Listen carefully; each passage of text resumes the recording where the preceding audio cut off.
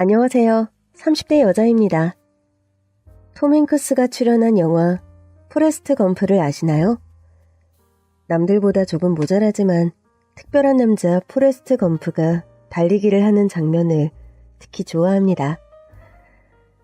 그 영화에서 너무 유명한 대사가 있죠? 인생은 초콜릿 상자에서 꺼내 먹는 초콜릿과 같다. 어렸을 때는 솔직히 이해를 못했는데 나이가 든 지금 그 의미를 조금이나마 알 것 같습니다. 달짝지근한 맛만 있으면 좋으련만 씁쓸한 맛의 초콜릿도 들어있죠. 언니, 나 머리 말려줘. 추워. 윤지야, 잠깐만 기다려. 윤지 옷만 입혀주고 금방 갈게. 수건 덮고 있어? 언니, 빨리. 언니, 나 이거 안 입을래. 다른 거. 내 분홍색 내복 어딨어? 그건 빨아서 아직 안 말랐어. 이거 얼른 입어. 싫어. 내 분홍색 내복 가져와. 어렸을 때 거의 매일이 전쟁이었던 것 같습니다. 저는 세 자매 중 맞이였고 아래로는 3살, 5살 터울의 여동생 둘이 있었어요. 윤희, 윤주, 윤지, 딸만 셋인 집.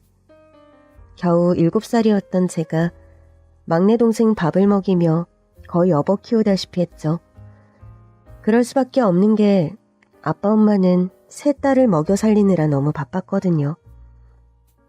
가난했지만 복작복작하고 늘 웃음이 넘치는 집이었습니다. 아빠가 돌아가시기 전까지는요. 아이고, 윤희 아빠가 너무 일찍 갔네. 일찍 갔어. 윤희 이제 중학생이고 막내딸은 아직 콜리게 꼬맹인데. 그래도 저 집은 윤희가 어렸을 때부터 동생들 잘 챙겼잖아요. 일찍 철이 들어가지고. 마지가 착해서 다행이지. 아이고, 딸만 저렇게 줄줄이 낳고서는 앞으로 윤희 엄마 고생길이 훤하네. 뭐 남겨둔 돈이 많기를 해, 집이 있기를 해. 전봇대에 몸을 숨기고 아줌마들의 대화를 엿듣고 있는데 가난한 우리 집의 상황과 장녀의 무게, 그리고 사람들의 기대치라는 게 어떤 건지 똑똑히 알게 되었어요. 혀를 차며 한숨을 쉬는 동네 사람들의 동정이 저를 더 단단하게 만든 것 같아요. 오기가 생겼거든요. 보란듯이 동생들 돌보며 살아낼 거다 생각했습니다. 마음을 단디 먹었지만 분명 힘든 나날이었고 그나마 제가 성인이 되자 조금 숨통이 트이는 듯 했습니다. 월급 받으면 생활비 빼고는 엄마한테 보낼게. 우리 윤희 한참 예쁘게 꾸미고 하고 싶은 것도 많을 나이인데 엄마가 미안해. 아직 윤지가 중학생이잖아. 사춘기이고 예민할 때인데 잘해줘야지. 고등학교 졸업 후 바로 취업을 했고 직장은 종로였어요. 종로 금은방 골목을 아시나요? 그 중에 한 곳에서 일을 시작했는데 하루 종일 바쁘게 골목을 뛰어다녔답니다. 주문받고 뭐 맡기고 찾아오고. 금은방 사장님과 거래처 사장님들은 씩씩하고 밝은 저를 아껴주셨어요. 5년 정도 지나자 일도 익숙해졌고 금은방 일로는 베테랑이 된 것 같았습니다. 당시 알던 사장님 한 분이 회사를 키우면서 저한테 사무직 제안을 하셨고 저를 데리고 있던 사장님도 흔쾌히 이직을 허락하고 축하해 주셨습니다.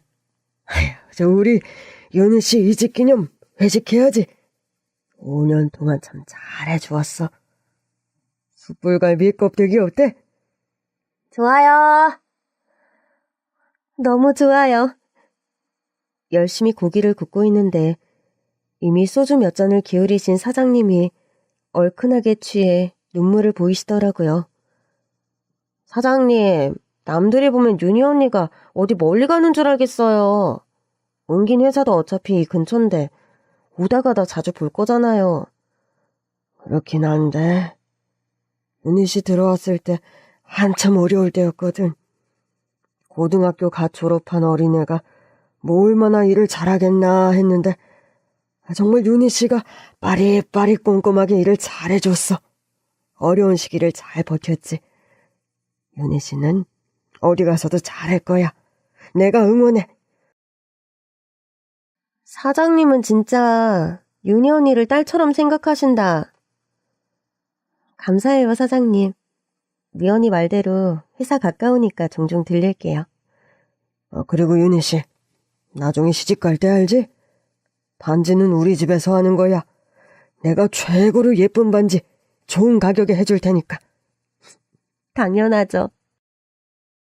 술을 잘 마시지 못했던 저는 고기를 굽다가 밖에 바람을 쐬러 나왔습니다. 정신없이 사느라 나이를 먹는지도 몰랐는데 어느덧 20대 중반이 되었더라고요. 그즈음 우리 막내 여동생도 고등학교를 졸업했죠. 저와 달리 꿈이 큰아이라 대학에 갔습니다. 학비 걱정이 많았는데 마침 더 좋은 조건으로 회사를 옮기게 된 거였어요. 거북이 걸음이지만 한 걸음 한 걸음 나는 쉬지 않고 가고 있다. 느리게 걷는 거북이와 달리는 포레스트 검프를 생각하고 있을 때였어요. 저기 직장이 이 근처세요? 네? 네. 저 회식 오셨나 봐요. 저도 그런데. 네, 맞아요. 술을 잘 못 하시는구나. 그래서 나와 계신 거죠? 저도 그래요. 네. 처음 보는 사람이 아무렇지 않게 말을 걸더군요. 정장을 입은 거 보니 이 근처 회사에 다니는 것 같았어요. 종로는 저녁이면 회식하는 직장인들로 붐비는 곳이었거든요. 그냥 심심한가 보다 생각했는데 자꾸 말을 걸더라고요. 저는 여기 온 지 이제 1년밖에 안 됐거든요. 종로에 오래 계셨어요? 네, 5년 정도 된 것 같네요. 오, 그렇구나. 그럼 막 숨겨진 맛집 같은 것도 잘 아시겠어요? 저는 회식 때 말고는 잘 안 다녀봐서. 뭐, 맛있는 곳은 많죠? 그때 고깃집 안에서 저를 부르는 소리가 들리더라고요. 자리를 너무 오래 비운 듯 했습니다. 말하던 남자에게 간단히 인사를 하고 들어가려고 하는데 조심스럽게 연락처를 물어보더군요. 눈빛이 선하고 좀 부끄러움을 타는 모습에 고민하다가 연락처를 알려주었습니다. 그렇게 그 남자와 연애를 하게 되었어요. 그이는 회사원이었는데 나를 회사원으로 착각한 거 아닐까 걱정이 되었지만 그 사람은 전혀 개의치 않아 했습니다. 그냥 거기서 만난 건 운명이었던 거야. 자기를 처음 봤을 때 뭐 하는 사람일까? 직장이 어딜까? 이런 건 하나도 안 궁금했는데.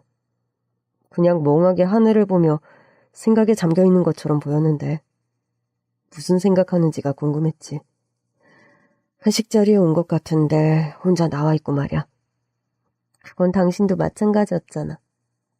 아웃사이더 커플인가 보다 우리는. 뭐래?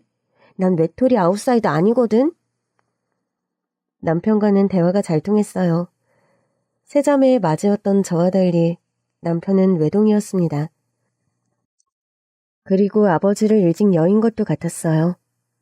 때문에 상견례 때는 저희 엄마와 저, 남편과 시어머님 넷만 자리를 하게 되었죠.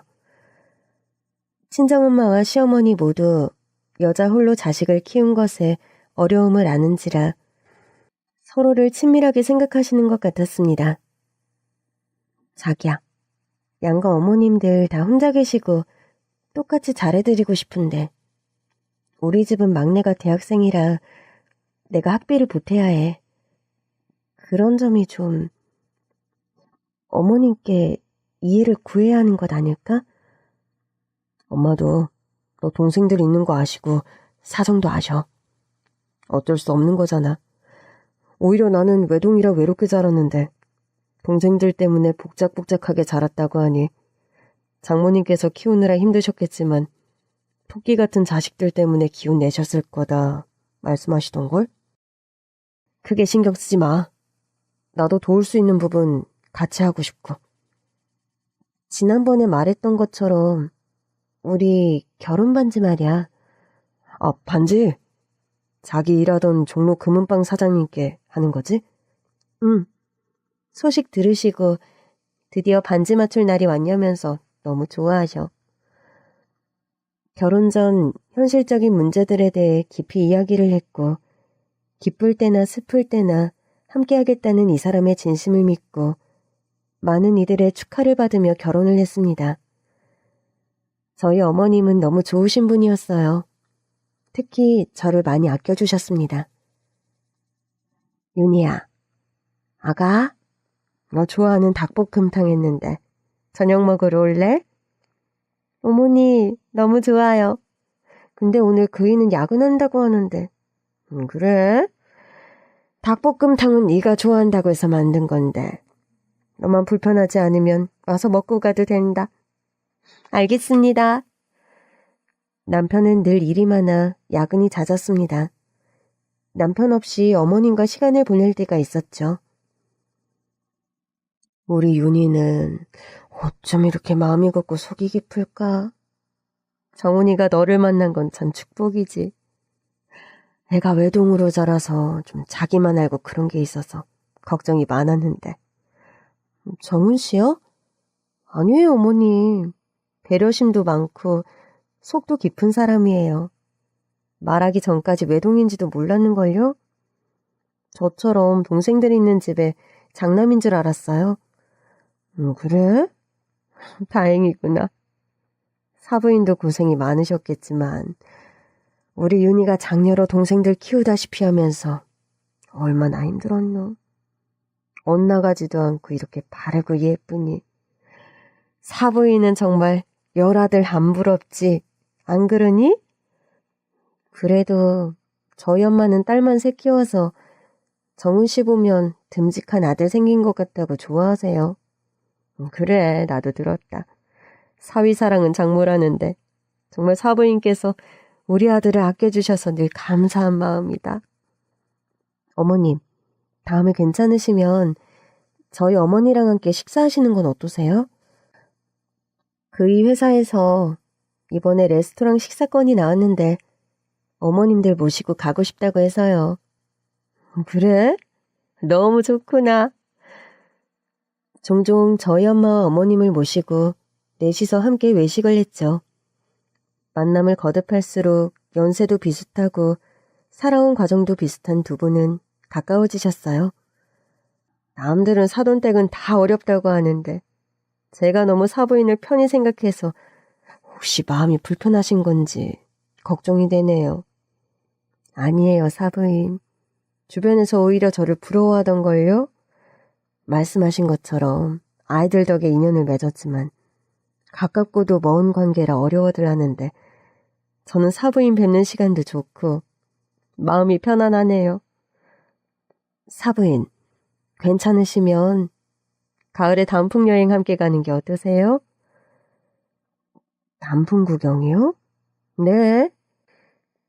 내장산이 유명하다는 이야기는 들었는데 아주 오래전 남편 생전에 딱 한 번 단풍 보러 간 적이 있었거든요.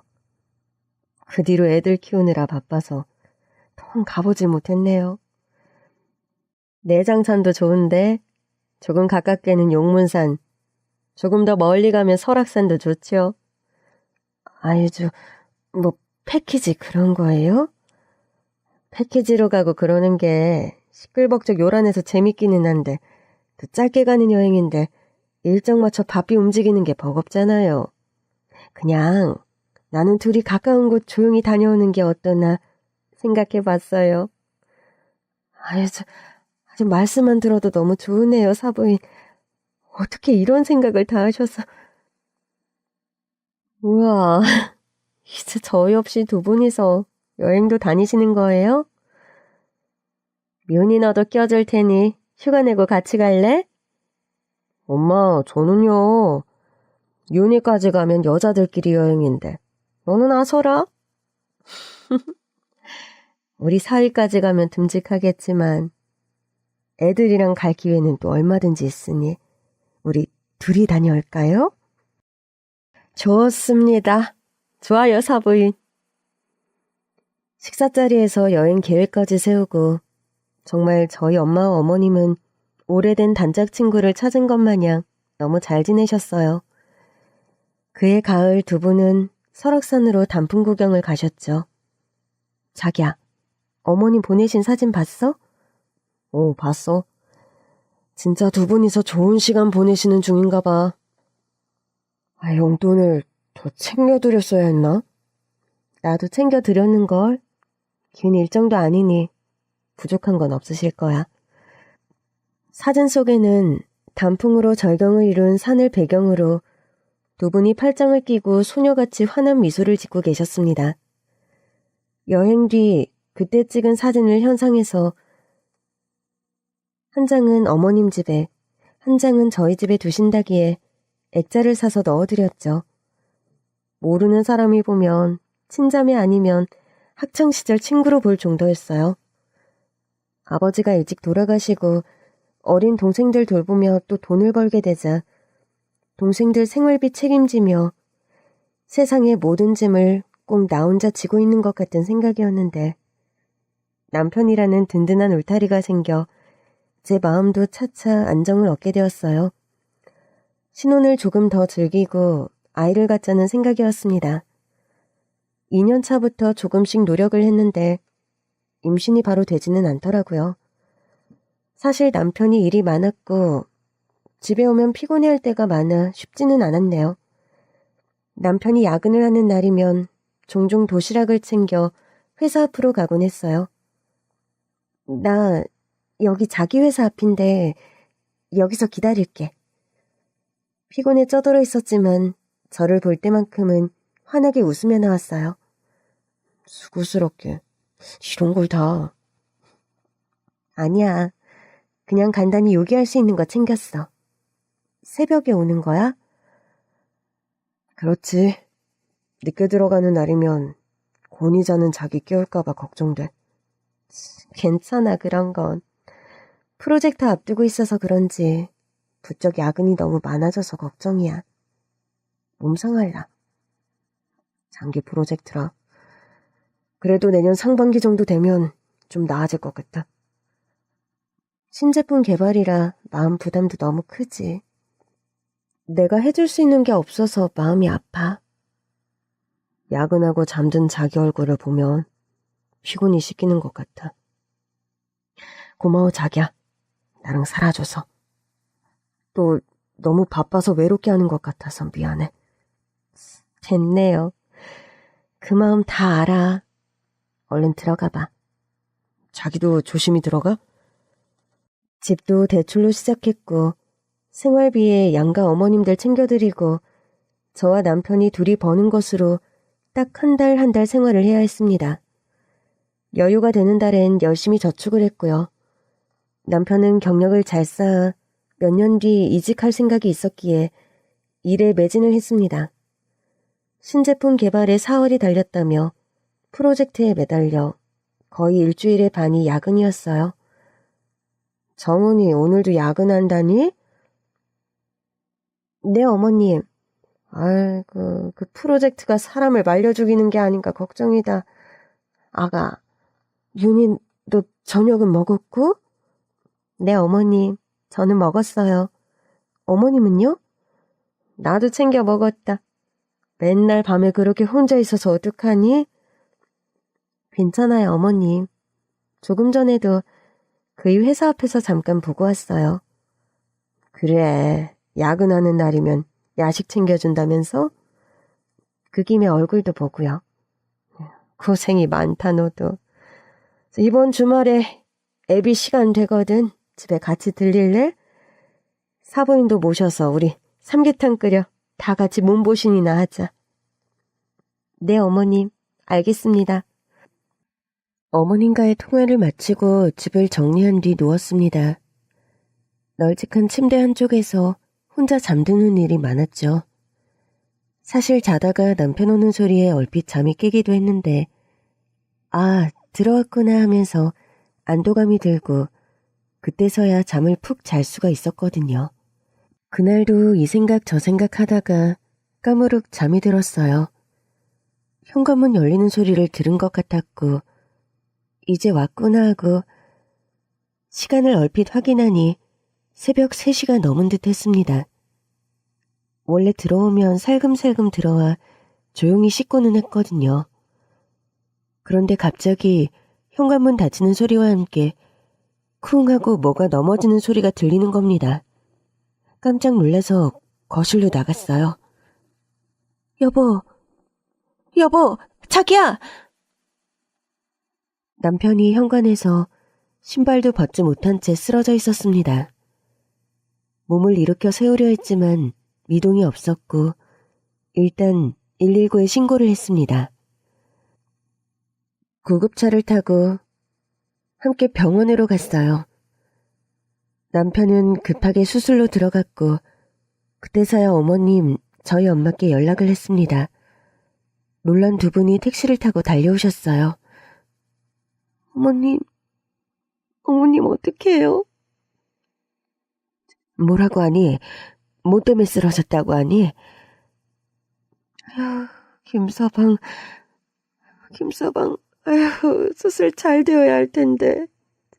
우리 기도합시다. 저희 친정 엄마는 휘청거리시는 시어머님을 부축해 앉혔습니다. 손을 꼭 마주 잡고 간절한 마음으로 수술이 잘 끝나길 기다리고 있었어요.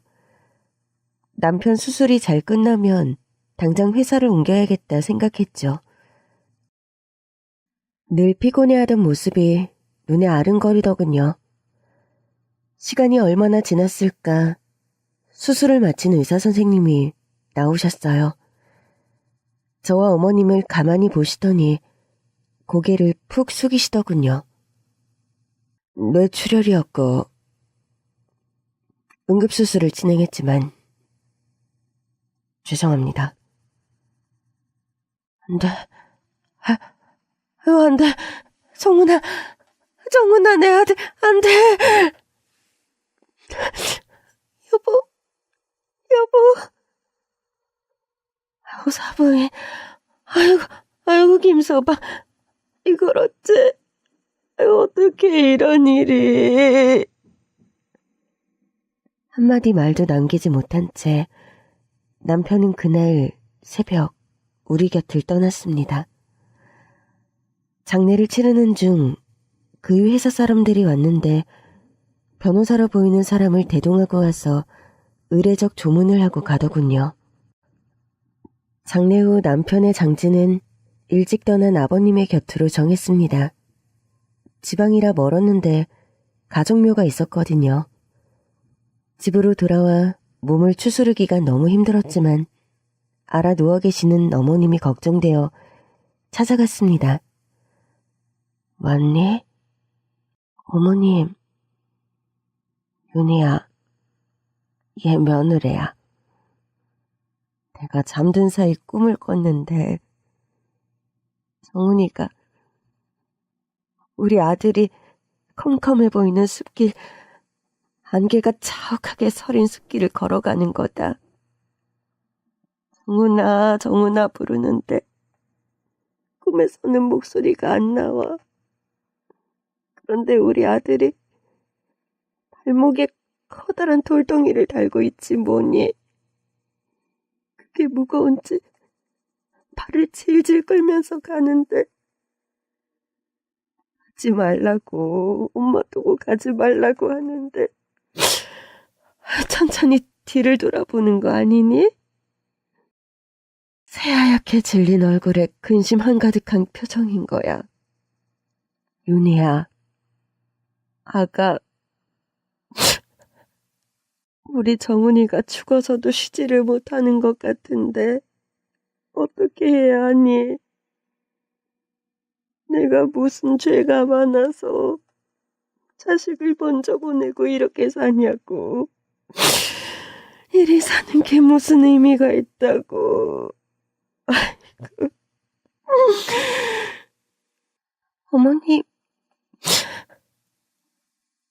어머님 꿈 이야기를 들으니 정말 가슴이 천갈래 만갈래로 찢기는 것만 같았습니다. 그리고 생각했어요. 몇 달간 반복된 야근, 이건 사람을 정말 사지로 내모는 것이었어요. 단순히 야근이 많은 것뿐이 아니라 업무 지시, 제품 개발, 출시에 대한 압력으로 인한 스트레스가 극심했습니다. 어머님, 저는 싸움을 시작하려고 해요. 무슨 말이니? 산재 신청하려고요. 이건 회사가 사람을 사지로 내몬 거예요. 회사에서 쓰러진 것도 아닌데 그게 인정이 되겠니? 이대로는 너무 억울해요. 급성 뇌출혈 의사소견서와 평균 업무 시간, 일주일의 야근 횟수, 모든 서류를 준비하여 노동청에 신고를 하고 산재 신청을 했습니다. 긴 다툼이 시작되었어요. 먹는 건 잘 챙겨 먹고 있니? 엄마는 잘 모르겠다. 김서방 떠난 것만으로도 감당하기 어려운데 네가 더 힘든 건 아닌지. 뭐라도 해야 할 것 같아. 당장 뭘 하지 않으면 난 너무 견디기가 힘들 것 같아. 그 사람 그냥 성실하게 일만 했어. 과중한 업무에도 집에서는 티도 내지 않으려고 했고 묵묵하게 일만 했다고. 프로젝트 건으로 너무 스트레스를 많이 받았어. 억울함을 풀어줘야 해. 알겠다. 사부인은 좀 어떠시니? 내가 연락 한번 해봐야겠다. 엄마는 시어머님께 연락을 했는데 당시 외출도 안 하시고 집에서만 계셨어요. 저도 마음이 무너져 힘들었지만 혼자 되신 어머님이 걱정되어 자주 찾아뵈었습니다. 어머님, 저 왔어요. 그래, 왔니? 어머님, 오늘 아무것도 안 드신 거예요? 아니다. 그냥 아침에 죽 먹었다. 맛도 잘 안 느껴지긴 하는데 내가 더 살아서 무슨 빛을 더 본다고 이러는지 모르겠구나. 어머님, 미안하다 얘야. 그날 오후 어머님과 나란히 앉아 우리는 한참을 떠난 남편에 대해 이야기했어요. 웃을 때 환한 미소가 얼마나 아름다웠는지. 말이 많지는 않았지만 늘 다른 사람 이야기를 묵묵하게 경청하며 들어주는 사람이었는지요. 걔를 낳았을 때 정말 내가 고생을 많이 했어. 뱃속에서 거꾸로 있었거든. 그걸 돌리겠다고 엄청 배를 마사지하고 기도하며 무사히 세상 빛을 보게 해달라고 간절히 바랐었지. 무사히 태어나고 품에 안겨 우는 걸 보는데 그냥 나는 이제 더 바랄 게 없다. 모든 걸 이루었다는 생각이 드는 거야. 저는 감히 짐작도 안 되는 마음이네요. 너희들 아이 가지려고 노력 중이었지? 네, 맞아요. 작년부터 노력했는데 잘 안 되더라고요. 정훈 씨가 너무 바빠서 여력도 없었고요. 차라리 이렇게 되니 너를 생각하면 그게 잘 된 일 아니겠니? 아빠도 없이 너 고생하면서 혼자 키우는 것보다는. 그래. 어떤 게 더 나은 건지 모르겠어요, 어머님. 만약 아이가 생겨 나왔으면 그 사람의 흔적, 또 사랑의 결실을 세상에 남긴 것이었을 텐데. 좀 더 일찍 노력을 했어야 하나 그런 생각이 들다가도 결국 이렇게 되었으니 아이가 너무 어려 아빠 얼굴도 모른 채 자랐을 텐데 결핍을 안고 받아보지도 못한 사랑을 그리워하며 자라는 건 아닌지 그런 생각이 들어요. 하늘도 참 왜 착한 사람을 그리 일찍 데려가는지 야속하구나. 그 사람이 세상에 있던 시간만큼은 어머니와 저에겐 큰 기쁨이었어요. 저와 함께한 시간은 너무도 짧지만 전 그이와 함께한 나날들이 정말 행복했어요. 그렇게 어머님과 이야기하는 시간이 위로가 되었습니다. 너무 큰 공허함과 허망함에 마음 가누기가 힘들었거든요. 얼마나 좋은 사람이었는지, 우리에게 어떤 사랑을 주었는지를 이야기하는 것이 버틸 힘이 되었습니다. 그렇게 어머님과 시간을 보내며 산재 인정을 위해 매달렸지만 결국 잘 되지 않았어요. 회사에서 쓰러진 것도 아니고 다른 팀원들 증언이며 회사에서 비싼 변호사를 앞세워 단단히 방어벽을 세웠거든요. 처음부터 계란으로 바위치기였는지도 모르겠습니다. 다만 우리 남편은 그렇게 갈 사람이 아니었다고, 잘못이 있다면 어떻게든 일을 해내려 열심히 한 것밖에 없다고, 그걸 회사가 인정해줘야 한다고 남은 사람으로서 외쳐야만 할 것 같았어요. 어머님, 저예요. 그래. 어머님, 혹시 저희 엄마 연락 받으셨어요? 사부인께서? 아니, 따로 연락 없으셨는데? 그래요? 엄마가 어머님께 어디 가까운 곳에 바람이나 쐬고 오자고 연락하신다고 했었거든요. 그렇구나. 마음만으로도 감사하다. 사부인은 잘 계시지? 네, 어머님 괜찮으실 때 같이 뵙도록 할게요. 그래, 너도 잘 챙겨 먹고 건강해라. 야속하게도 시간은 흐르고 어느덧 남편이 떠난 지도 1년이 훌쩍 지났습니다. 세상은 그대로인데 내 곁에 한 사람만 없더군요. 다 그런 걸까요? 저뿐 아니라 이 세상 어딘가에선 매일매일 떠나는 사람이 있고 또 남겨진 사람들이 있을 텐데, 겉으로 보기에 세상은 아무 일 없이 잘 돌아가는 것처럼 느껴지더군요. 저는 여전히 한 달에 2번씩은 어머님을 찾아뵈었습니다. 원래 친정엄마와 어머님은 여행도 다니고 일주일에 몇 번씩 통화를 할 정도로 가까우는데 예전만큼은 아닌 것 같더라고요. 엄마, 그래, 통화 오랜만이다. 너 회사 복직한 거지? 회사 다니니까 좀 낫지? 너무 집에만 있으면 좀 그렇잖아. 안 좋은 생각만 나고 우울하고. 잘 됐네.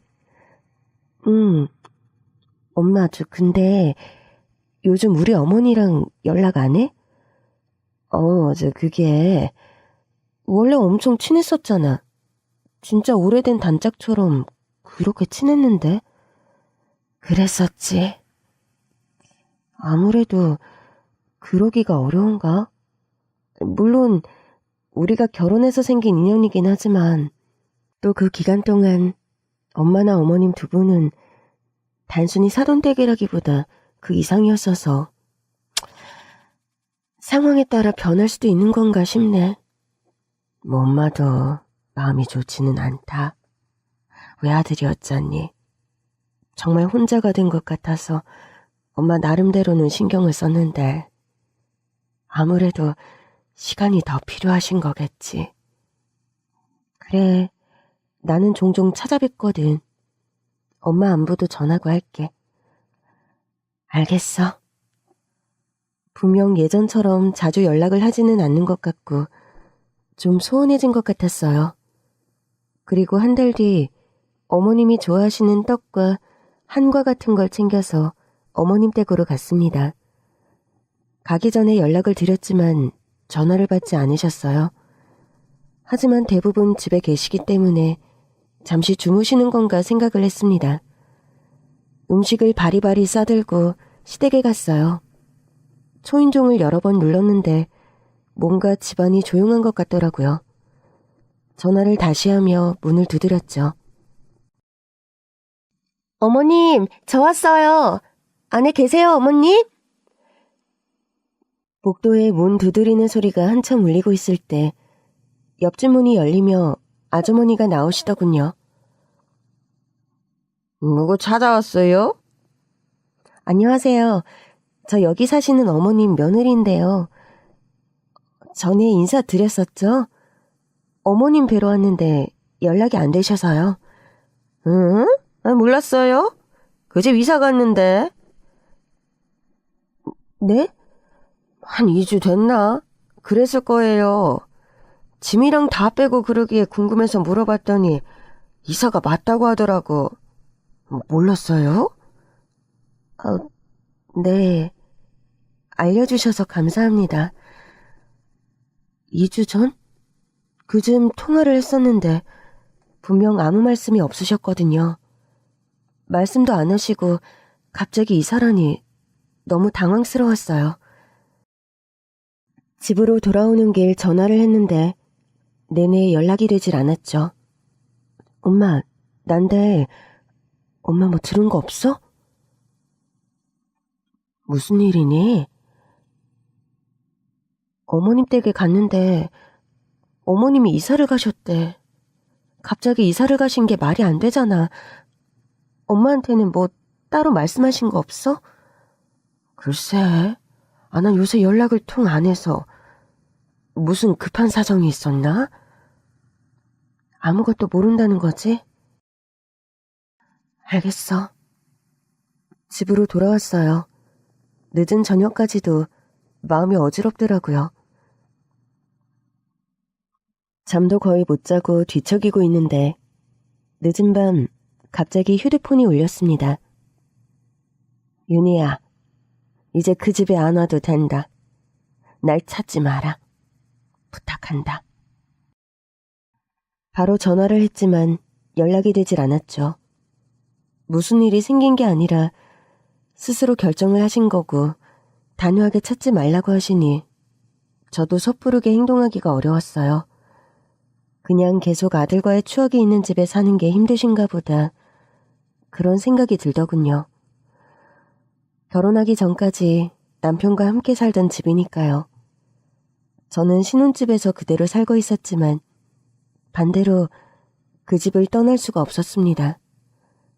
아직 남편이 사용하던 물건도 버리지 못했고 남편이 서재처럼 쓰던 방을 생전 그대로 두었거든요.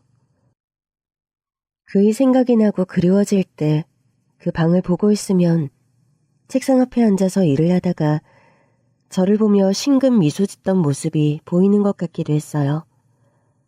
그 방이 저에겐 함께한 추억의 방, 기억의 방이었습니다. 그 즈음엔 막내도 대학을 졸업하고 취직을 했고 조금 형편이 나아졌어요. 퇴근하고 집에서 쉬고 있는데 막내한테 연락이 오더라고요.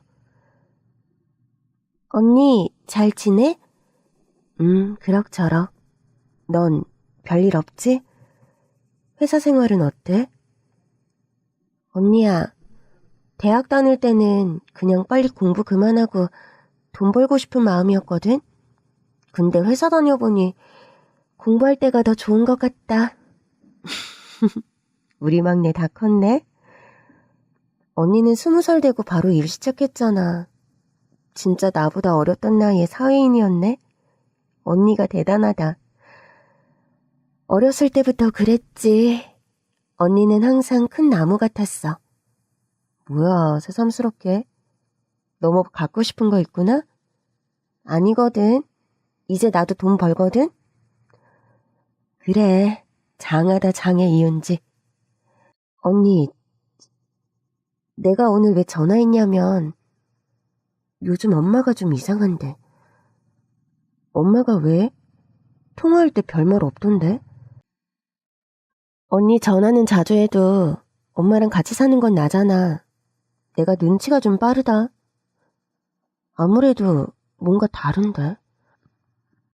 엄마와 함께 사는 막내 말로는 엄마가 요즘 부쩍 외출이 잦아진다는 거였습니다. 장롱 안에는 못 보던 옷도 있고 새로 산 립스틱, 향수 같은 게 보인다고 하더군요. 막내 말로는 엄마가 분명히 누군가를 만나고 있다는 거였어요. 그렇게 생각을 하니 좀 당황스럽기는 했어요. 아빠 일찍 돌아가셨고 그때 엄마는 젊었거든요. 동네 아저씨들이며 뚜쟁이 아줌마들이 여자 혼자 살기 힘든 세상이라며 만남을 권유할 때도 단칼에 거절했던 엄마였으니까요. 막내 동생의 말을 듣고 엄마에게 주말에 밥을 먹자고 했습니다. 식당을 예약하고 만났어요. 웬일이야? 무슨 날도 아닌데. 그냥 엄마랑 밖에서 밥 먹는 것도 오래된 것 같아서. 그래, 뭐 할 말 있는 건 아니고. 난 없는데. 엄마는 뭐 할 말 없어? 아유, 지집애. 다 알고 이러는 거지? 말해보시죠. 안 그래도 말하려고 했는데 막상 말을 하려니 쉽지가 않더라. 너희가 나를 어떻게 생각할까 입이 안 떨어지는 거야. 특히 윤희 너... 윤희야, 김서방 떠난 지도 벌써 5년이 넘었어. 갑자기 왜 그 사람 이야기야? 내 말은 넌 아직도 젊다는 거야. 30대 초반이잖니. 애가 있는 것도 아니고 새 출발 생각할 때도 되지 않았니? 엄마, 좋은 사람이면 엄마 뜻대로 해. 나는 신경 쓰지 말고. 난 아직 마음의 준비가 안 된 것 같아. 그렇게 말해줘서 고맙다. 엄마가 만나는 분이 있는 건 사실이었습니다. 엄마처럼 사별을 하신 분이라고 해요. 저희 엄마는 딸만 셋이다 보니 젊었을 때 재혼은 생각도 하지 않았다고 해요. 그냥 그때는 우리 키우면서 먹고 사는 것만으로도 너무 힘들고 정신이 없었다고요. 젊은 시절을 정말 다 그렇게 보낸 거였죠. 막내가 대학 졸업하고 회사에 다니니 정말 이제 자식들 다 키워놨다 생각을 하셨겠죠. 그때 인연이 찾아온 거였습니다. 서로 사별의 아픔을 가진 사람들끼리 만나 앞으로도 쭉 함께 의지하며 지내고 싶은 거였죠. 엄마 마음에 걸리는 것은 저였습니다. 마찬가지로 사별한 딸, 나이도 한참 젊은 딸이 혼자 지내고 있는데 그런 딸을 두고 엄마가 재혼을 하는 게 스스로도 남들이 어떻게 볼까 하는 마음에 망설이고 있던 거였습니다. 저는 그분이 궁금했어요. 어떤 분인지. 안녕하세요, 윤희 씨. 저 윤희 씨 엄마와 만나고 있는 김재철이라고 합니다. 안녕하세요. 이렇게 만나주셔서 감사해요. 엄마한테 윤희 씨 이야기는 많이 들었어요. 세 자매가 모두 착하고 예쁜데 특히 장녀인 윤희 씨가 속이 깊다고요. 감사합니다. 우리 윤희 정말 너무 착한데 힘든 일을 많이 겪었어요. 엄마, 괜찮아. 저는 잘 버텨왔고 많이 나아졌어요. 그러니까요. 고생 많았어요, 윤희 씨. 제가 윤희 씨 엄마 순애 씨를 사진 동호회에서 만났거든요. 거기는 참... 저나 순애 씨처럼 순수하게 취미를 즐기러 오는 것뿐 아니라 별하별 사람이 다 있어요. 그런데 우리는 정말 사진 찍는 걸 좋아하는 사람들이야. 내가 서툰데도 재철 씨가 많이 알려주고 덕분에 실력이 늘었지. 사랑하는 이를 일찍 먼저 떠나보는 아픔도 같고요. 줄사를 나가서 카메라 렌즈를 통해 순애 씨를 보는데 정말 아름다웠어요. 대화를 나눠보니 마음이 깨끗하고 착한 사람이더라고요. 내 나이에 이런 만남이 가능하다니 믿기지 않지만 확신이 있습니다. 남은 여생 순애 씨와 함께 행복하게 지내고 싶어요. 엄마는 정말 젊었을 때 무척 예쁘셨어요. 아빠가 그렇게 되신 후 추파를 던지는 아저씨들도 많았지만 그땐 저희가 너무 어렸고 엄마는 그런 저희를 키우기 위해 마음을 단단히 먹었죠. 이제 막내 동생까지 다 자랐고 그 사이 젊고 예쁘던 엄마의 청춘은 다 지나갔어요.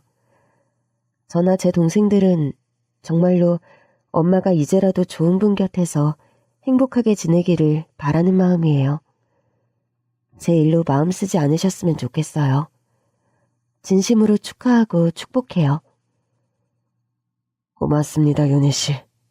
엄마 행복하게 해줄게요.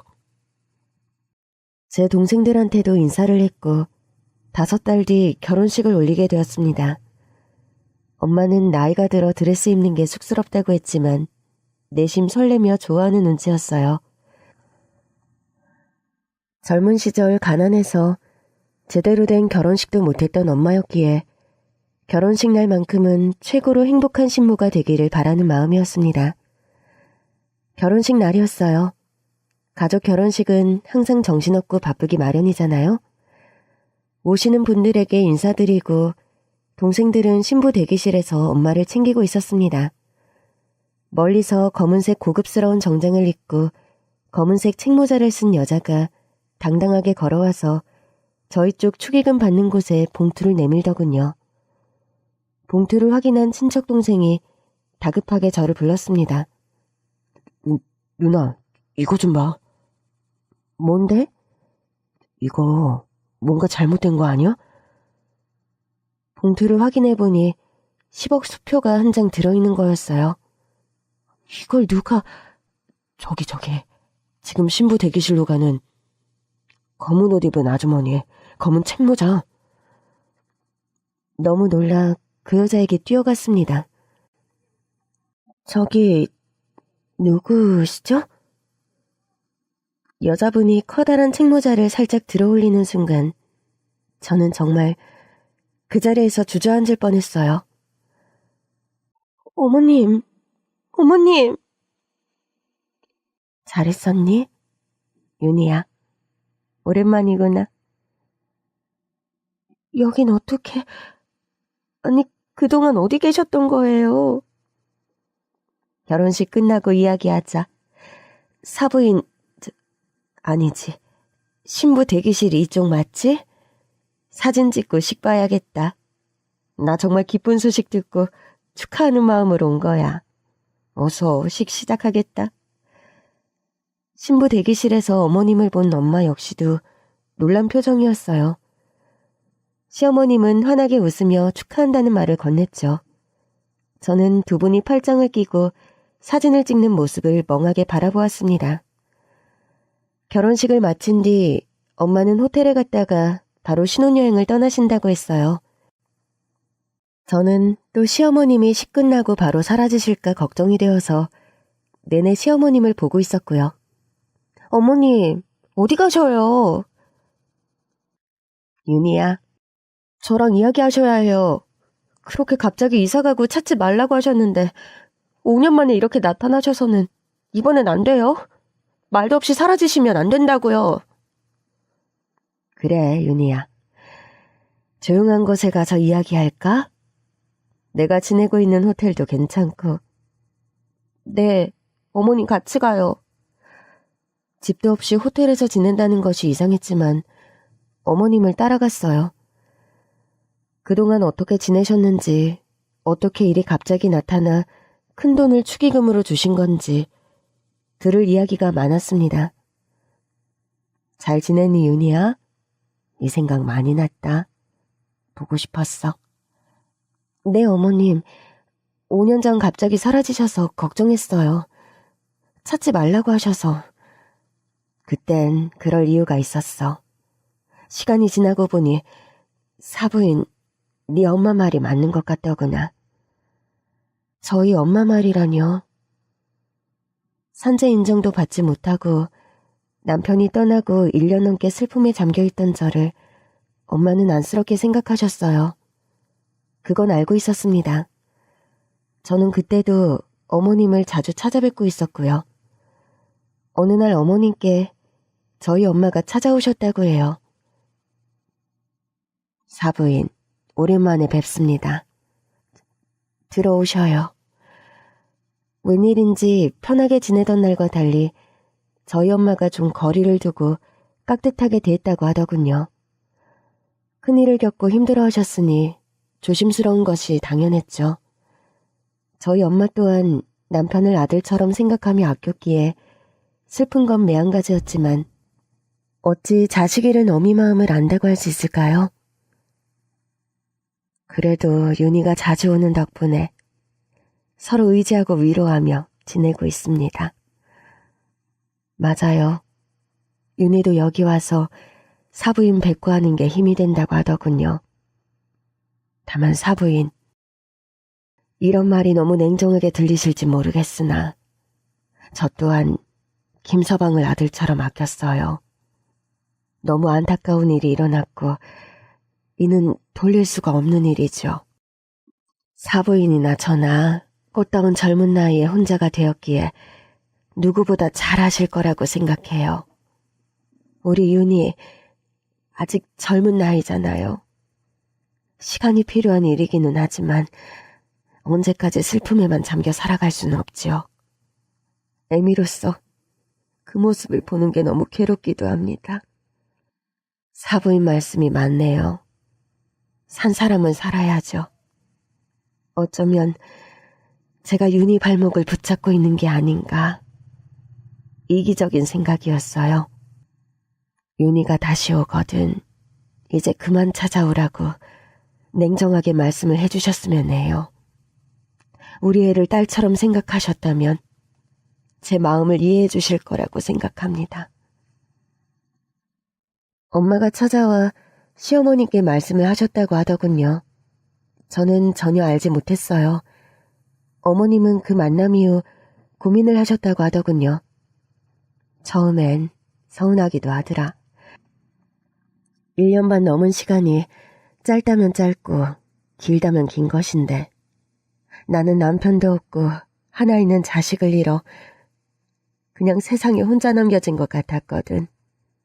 네가 찾아와 같이 우리 정훈이 이야기를 하고 그 덕에 내가 버텼다고 생각했는데 윤희 네가 나를 계속 찾아오면 그리고 그게 언제까지일까? 네 엄마 말대로 너는 아직 젊잖니. 거듭 생각해봐도 너를 위해선 그게 좋다고 생각했어. 다만 사부인이 부탁하신 것처럼 너를 앞에 두고 다신 오지 말라며 모질게 문전박대할 자신이 없었어. 네 얼굴을 보면 그냥 계속 너를 붙잡을 것만 같았지. 내가 조용히 떠나는 것밖에는 방법이 없다고 생각했다. 걱정하게 해서 미안하구나. 어머님, 그렇게 급히 짐을 내놓고 살던 곳을 떠나신 어머님. 그런 마음을 저는 미처 헤아리지 못했습니다. 떠나가고 어디로 갈까 했는데 생각지도 못한 곳에서 연락이 왔지 뭐니. 아주 옛날 정훈이 어릴 때 먼저 떠난 우리 양반한테 땅이 있었는데 거기가 이제 개발이 된다고 땅을 팔라는 연락을 받았어. 저 지방 오래전 결혼하고 처음 살림을 차린 곳이었지. 남편 떠나고 정훈이 데리고 서울 올라오며 그 땅은 까맣게 나도 잊고 지냈다. 그 양반 떠나면서 남긴 건 정훈이 하나밖에 없다고 생각했는데 그게 몇십 년이 지나 이렇게 될 줄은 몰랐어. 그 연락을 받은 어머님은 땅을 모두 처분하셨다고 해요.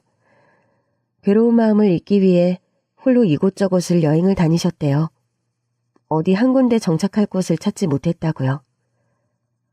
내가 어디 다녀왔는지 알면 너도 놀랄 거다. 젊었을 때 상상조차 못한 모험, 도전을 했다. 유럽도 다녀오고 몽골, 네팔까지 다녀왔다. 정말요? 많은 곳을 다니며 다양한 사람들을 보니 참 인생사 가지각색 너무 다양하더라. 앞날을 모르고 곁에 있는 게 그저 당연히 주어진 것처럼 감사한 것도 모르고 살았지. 나 스스로를 돌아보고 반성 많이 했다. 어머님, 그렇게 마음을 비우고 몇 년을 돌아다니는데 시간이 지날수록 너랑 사부인이 자꾸 눈에 밟히지 뭐니. 너랑 정은이가 결혼을 해서 맺게 된 인연이지만 또 우리 바람만큼 길지는 않았지만 돌아보면 너희들 잘 사는 거 옆에서 보고 사부인과 친구처럼 지냈던 그 시간들이 참 소중하다는 걸 깨달았다. 그러다 카톡을 봤는데 사부인께서 좋은 날을 잡고 결혼을 한다는 걸 알게 돼서 급히 한국으로 돌아온 거야. 늦지 않고 와서 다행이지 뭐니. 정말 이렇게 나타나실 줄은 생각도 못했어요. 저도 계절이 지날 때면 어디서 어떻게 지내시려나 궁금하기도 하고 걱정도 하고 어머님 생각 많이 했어요. 내 며느리였던 아가, 윤희야. 5년이 넘었구나. 이제 정말 훌훌 털고 무거운 짐 내려놓고 네가 행복했으면 좋겠다. 사부인의 새 출발도 너무 잘된 일이야. 네가 계속 과거에만 매여 사는 건 하늘에 있는 정은이도 바라지 않을 거야. 너를 얼마나 사랑했는데. 진정 사랑했으니 네가 행복하기를 바랄 거야. 어머님, 혹여나 죄책감 같은 게 있다면 그건 다 잊으렴. 사부인도 새 출발했는데 젊은 너한텐 더 많은 나날들이 펼쳐져 있어. 그걸 잊지 말고 인연을 가벼이 여기지 말아야 해. 넌 훌륭한 사람이니 또 좋은 사람을 만날 수 있을 거다. 어머님은 저를 꼭 안아주셨어요. 괜찮다고 잘 지내고 있다고 했지만 사실 마음 한구석엔 돌덩이가 있었거든요. 어머님의 위로로 인해 마음이 가벼워진 것 같았습니다. 저희 엄마가 신혼여행에서 돌아왔고 두 분은 오랜만에 재회를 했어요. 그 후 어머님은 이모님이 계신 미국으로 떠나셨습니다. 언제든지 미국에 놀러 오라면서요. 저는 아직도 매년 남편의 기일에 추모공원을 찾습니다. 나 잘 지내고 있다고, 먼저 떠난 당신이 내 행복을 바라는 걸 안다고, 행복해지겠다고 다짐하면서요.